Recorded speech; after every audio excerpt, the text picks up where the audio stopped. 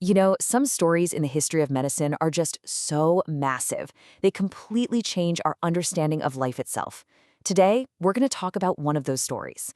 It's the incredible 100-year journey of a single life-saving molecule, insulin. I want you to just think about this for a second. A little over a century ago, if a doctor told you that you had what we now call type 1 diabetes, that was it. It was a guaranteed and often very quick death sentence. There was simply no treatment and no hope. And then, almost overnight, something changed. To really appreciate just how monumental this discovery was, we have to go back and understand what the world was like before it. We're talking about a time where a common condition, the body's inability to process sugar, meant a slow, unavoidable wasting away. For patients, for families, for doctors, there was nothing they could do. And then came this. The discovery of insulin wasn't just a small step forward. It was a complete game changer. It was, and this isn't an exaggeration, a miracle. It literally transformed a fatal disease into a manageable one almost in the blink of an eye. Okay, so where did this all happen? The stage for this incredible breakthrough was the University of Toronto back in the early 1920s. And, like all great stories of discovery, this one is packed with brilliant people, some clashing personalities, and a ton of pressure. So, let's meet the team. First, you've got Frederick Banting. He was a surgeon with this gut feeling, this idea he just couldn't shake. Then there's Charles Best, a 22-year-old student who got roped in to help him. Their boss was John McLeod, a respected professor who frankly thought Banting's idea was a total long shot. And finally, James Collip, a brilliant biochemist who was absolutely essential for the final crucial step. And right away, there was friction. McLeod, the expert in the field, was really skeptical. I mean, a lot of very smart people had tried and failed to do this before. But Banting was just relentless. His persistence is what finally got him a tiny lab, a few dogs to experiment on, and the help of young Charles Best for the summer. And when I say things moved fast, I mean fast. They kicked off their research in May of 1921. By 1922, so less than a year later, they had an extract that worked in a human patient. And by 1923, they were being awarded the Nobel Prize. It was an absolutely whirlwind pace. But that Nobel Prize came with a bit of drama. It was awarded to Banting and McLeod, which left out Best and Collip, who were obviously critical to the whole project.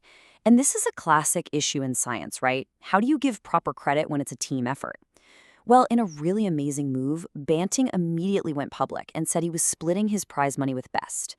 McLeod then did the same for Collip. It was their way of making sure the whole team was recognized. Okay, so they found this stuff. They proved it could save lives.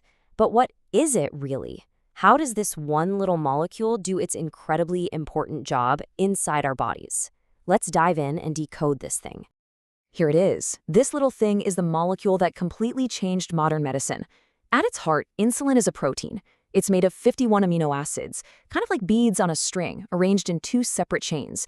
The best way to think about it, and we'll come back to this, is as a tiny key. A key that's designed to open a very specific lock. Now, to understand that key, you need to know what a hormone is. Hormones are basically the body's postal service. They're chemical messengers. They're made in one place, they travel through the blood, and they deliver instructions to other parts of the body, telling them what to do. And insulin, it's one of the most important messengers we have. So here's how that key and lock system works. It's basically a three-step process.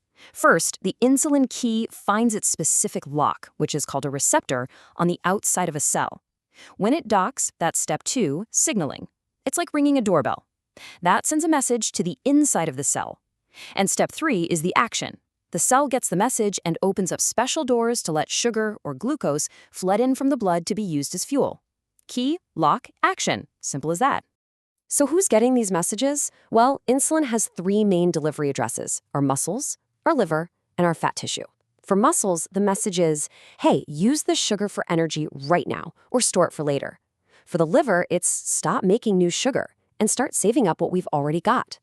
And for fat tissue, it helps it store energy nice and efficiently. It's basically the master conductor of our body's entire energy orchestra. But discovering insulin was really just the beginning of the story.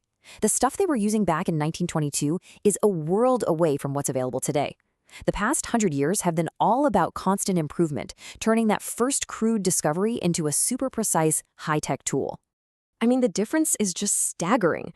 The first insulins were literally ground up from the pancreases of cows and pigs. They were full of impurities, they caused all sorts of painful reactions, and you needed multiple shots every day. Today's insulin, it's made in a lab, it's incredibly pure, and it's basically identical to what our own bodies make. It's just a completely different world. And you can see the progress in these big milestones. By the 30s, scientists figured out how to make insulin last longer in the body, which was huge. Then, in 1982, the first lab-made human insulin hit the market, a massive leap. The 90s gave us fast-acting versions for meals. And more recently, we've developed these ultra-long-acting insulins that can give a steady background dose for a whole day or even longer. If you really want to feel the impact of all that progress, just look at this number, 4 to 6 hours. That's how long the first insulins worked for. Can you imagine trying to live your life in these tiny 4 to 6 hour windows? It meant your entire existence revolved around the next painful shot. The advancements since then haven't just been convenient, they've given people back their lives. So 100 years of amazing progress. But you know what? The story isn't finished. Scientists and doctors are still pushing, still asking, how can we make this even better? The quest continues. So, what does the future look like? Well, researchers are working on things that sound like science fiction, like an insulin you'd only have to inject once a week. And they're looking beyond just better insulin, exploring things like islet cell transplantation, which is where they'd actually give a patient new, healthy insulin-producing cells. That could be a real game changer.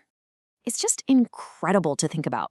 100 years ago, a handful of researchers in a small lab in Toronto did something everyone thought was impossible. They turned a death sentence into a manageable condition. It really makes you stop and wonder, doesn't it? What breakthroughs, what things that seem impossible to us today will be totally normal in another 100 years?